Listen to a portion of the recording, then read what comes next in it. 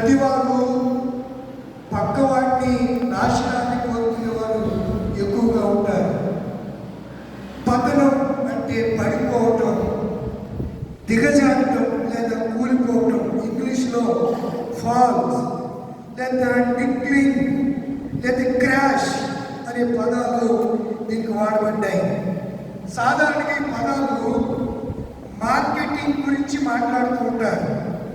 బంగారు వెండి ధరలు పతనమైపోయాయి, బులియన్ మార్కెట్ పతనమైపోయింది, సెన్సెక్స్ చూచి బొంబాయి స్టాక్ మార్కెట్ ఏమైపోయింది, పతనమైపోయింది అనే మాటలు మనం ప్రతిసారి ప్రతిరోజు పతనము అనే మాట స్టాక్ మార్కెట్ గురించి, బులియన్ మార్కెట్ గురించి మనము వింటూ ఉంటాం. షేర్ మార్కెట్, కొంతమంది షేర్లు కొంటూ ఉంటారు. 10 రూపాయలకి కొన్న షేరు గంటలో 20 రూపాయలకి అమ్మవచ్చు. ఒక గంటలో అదే రూపాయికి కూడా పడిపోవచ్చు. దీన్నే పతనము అని పిలుస్తూ ఉంటారు.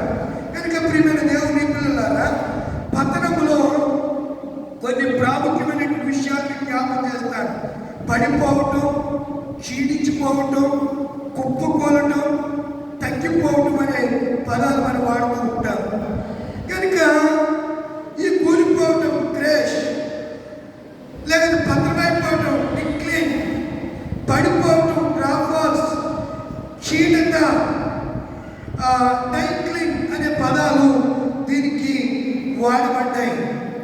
కనుక మనము బైబిల్లో నుంచి మనం ఆలోచన చేస్తే పతనము అహంకారానికి సూచనగా కనపడుతుంది. నాశనానికి ముందు లేదా పతనానికి ముందు ఏ ముందు నడుస్తుందంట? గర్వం నడుస్తుంది. ఇంగ్లీష్లో ప్రీడ్ అంటారు దీన్ని. ఈ గర్వం గురించి చాలా మంది భూప్రపంచం మీద పడిపోయారు, కూలిపోయారు, తూలిపోయారు, తిరిగి లేవలేదు. వారి చరిత్ర కాలగర్భంలో కలిసిపోయింది. భూమి మీద వారు చరిత్రహీనులుగా మిగిలిపోయారు.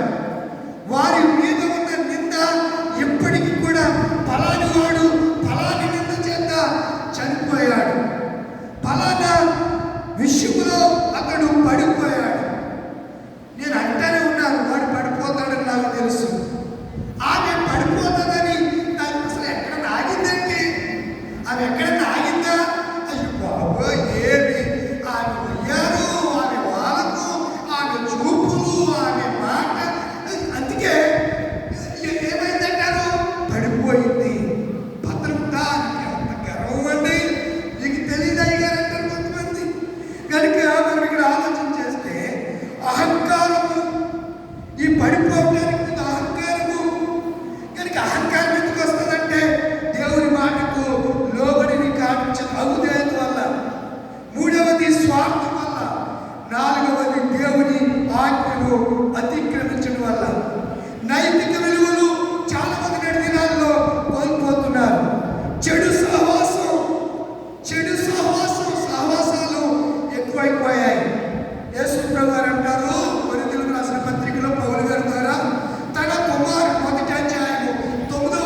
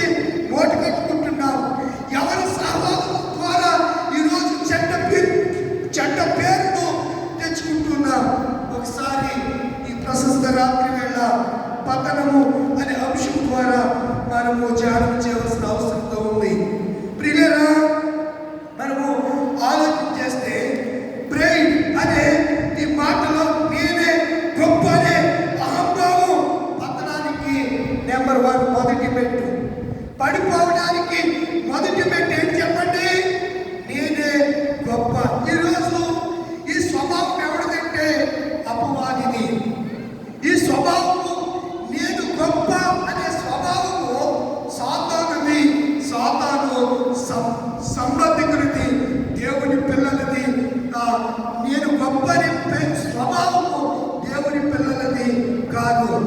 కనుక ప్రియమైన దేవుని పిల్లలారా, పతనములో మొదటి పాయింట్ ఏమిటనగా గర్వం. ఇప్పుడు మీరు కీర్తనలు చదివారు, అలాగే రాజుల గ్రంథం చదివారు, అలాగే మత్తయి సువార్తను చదివారు. కొన్ని దినాల నుంచి 3 రోజుల నుంచి మనము మత్తయి సువార్త 23వ అధ్యాయాన్ని మనం ధ్యానం చేస్తూ వస్తున్నాం. ఈ రోజుతో కంప్లీట్ అయిందా? 23వ అధ్యాయము కంప్లీట్ అయిపోయింది. 23వ అధ్యాయం ప్రారంభ అంశం ఏంటి చెప్పండి? మీరు చూడండి, అందులో ప్రారంభ అంశం ఏంటి? 23వ అధ్యాయము ప్రారంభ అంశం ఏమిటంటే భారము.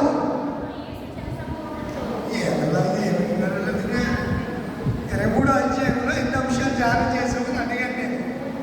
ఒకటి భారం, రెండవది ఈరోజు పతనావస్థ.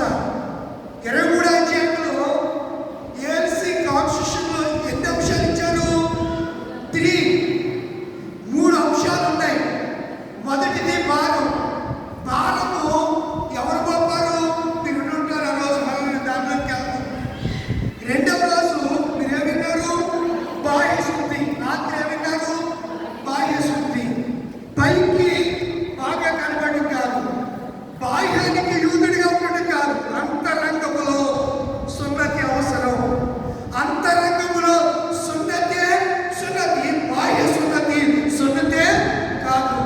బాప్తిస్మము తరువాత అంతరంగంలో మార్పు వచ్చిన వాడే క్రీస్తు బిడ్డ. కానీ బాప్తిస్మం పొంది ప్రతి నెలలో కమ్యూనియన్ పొంది మళ్ళా పడిపోయేవాడు క్రీస్తు బిడ్డ కాడు, దేవుడి కుమారుడు కాడు, దేవుడి కుమార్తె కాదు. ఈరోజు మనం చూస్తున్నాం పతనావస్థ. ఎందులో మనం పడిపోతున్నాం? పతనావస్థలోనికి పిల్లలు, పతనావస్థలోనికి మనం ఎందుకు వెళుతున్నాం? కారణాలు ఏంటి? యెరూషలేము ఎందుకు పతనమైపోయింది? యెరూషలేమా, యెరూషలేమా, ఈ దినమంతైనను సమాధాన సంబంధమైన సంగతులు తెలుసుకుంటే నీకెంతో మేలు. నీవు పతనం అయిపోతావు. నువ్వు నా మాటకు లోబడకపోతే యెరూషలేమా, నువ్వు నాశనం కాబడతావు. పాతాళం వరకు నువ్వు పడిపోతావు.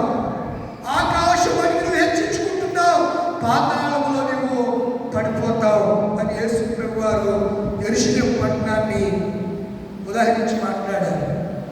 రాజుల గ్రంథంలో యెరూషలేము దగ్గర ఇది కూడా 3 రోజుల నుంచి మనం ధ్యానం చేస్తున్నాం.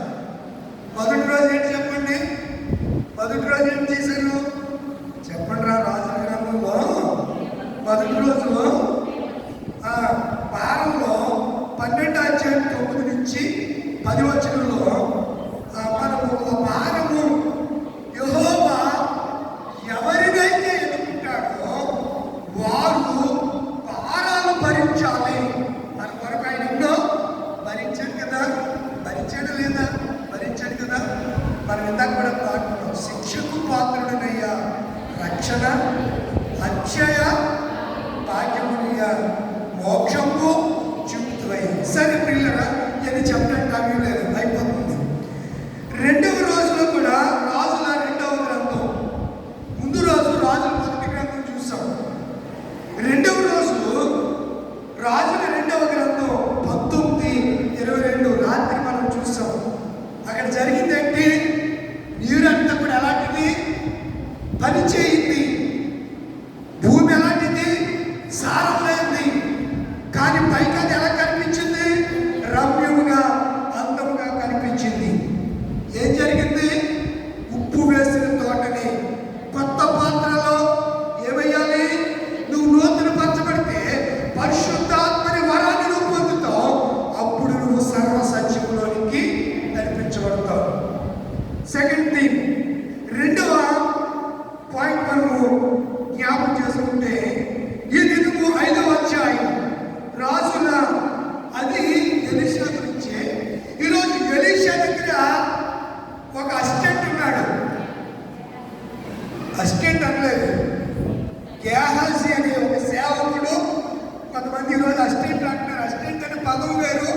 సేవకుడు అనే పదము వీళ్ళకి ఏం తెలీదు, ఏది పడితే మాట్లాడతారు ఆ నోటికి వస్తే.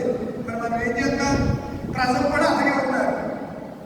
ఒక పదానికి పొందికూడదండి. పదం మారేసరికి మీనింగ్ మారిపోతుంది. అర్థమవుతుందా? సరే, ఒక సేవకుడు ఉన్నాడు. ఆ సేవకుడి పేరు గెహాజీ. ఏం పేరండి? గెహాజీ. గెహాజీ ఏమి పొంది ఏమి ఆశించి పత్రమైపోయాడు? ధనాన్ని ఆశించాడు, వస్త్రాలను ఆశించాడు. చదివారు ఎవరులేదా? పొద్దున్న చదువుతున్నారు, సాయంత్రం చదువుతున్నారు. ధనాన్ని ఆశించాడు, వస్త్రాన్ని ఆశించాడు, వెండిని ఆశించాడు, బంగారాన్ని ఆశించాడు. ఎవరు? సేవకుడు ఏమి ఉండకూడదు. సేవకుడు ఏమి ఉండకూడదు. ఒకప్పుడు దేవదాసయ్య గారు పాట రాస్తూ, వెండి పసిడి ఇవిగో ఈ సామైనను నాకై ఉండవలెనని కోరాను. అయిపోయారు. వెండి పసిడి అంటే బంగారం. పసిడి అంటే దాన్నే కనకం అని కూడా అంటారు. ఏమంటారు? కనకం. పసిడి. వెండి పసిడి ఇవిగో ఈ సామైనను ఉండవలెనని నేను కోరాను. నిండైన మీ ఇష్ట నియమము చొప్పున నేను ప్రవర్తిస్తాను. సేవకుడి యొక్క లక్షణం అది తెలుసు కదా. తనువు మనం పడిపోకుండా ఉండాలంటే మన తనువును, ప్రాణాత్మ, దేహములు, సజీవయాత్మను ఎవరికి సమర్పించాలి? దేవుడికి. ఎవరైతే తమ శరీరాన్ని దేవుడికి సమర్పించరో వారిలో లోకాశ ఎక్కువగా ఉంటారు. అలాంటి వారు ఏమైపోతారు? పడిపోతారు. ఎంత డమ్మంగా మాట్లాడుతూ ఉండి వారు తప్పనిసరిగా పడిపోతారు. ఒక్క కూటికై చేస్తాడు అమ్మి వేసుకున్నాడు దేశము. ధనము పొందగోరి నయమాన్ని వెంబడించి పుష్టి పొందుకున్నాడు గెహాజీ. ధనము కోసం పరిగెత్తి పతనమైపోయి ఏ వ్యాధి తెచ్చుకున్నాడు? బాహ్య వ్యాధిని, కంటికి కనబడే వ్యాధి అనేటువంటి పుష్టి వ్యాధిని అతనితో పాటు తరతరాలు అతని సంతానానికి పతనము ద్వారా ఏం తెచ్చుకున్నాడు? వ్యాధిని తెచ్చుకున్నాడు. కొన్ని శోధనలు మనం విడిచి వెళ్ళవు. ఎందుకు అంటే మనం దాని మీదే బోధపడుతూ ఉంటాం. మన లిస్ట్ అంతా దాని మీదే ఉంటారు. అందుచేతనే కొన్నిసార్లు దేవుడు మన జీవితాల్లో కార్యం చేయదు. కనుక ఎప్పుడు అభ్యస్తామో యేసు ప్రభు గారికి తెలియదు. శాసన మండలిలో ఒక చర్చ జరిగినప్పుడు ఆ మండలి ఆయన అంటాడు, Hindu a not Christian. Hindu a not Christian. నేను క్రైస్తవుని అని చెప్పుకోవడానికి రిజర్వేషన్ పోతుందేమో భయం.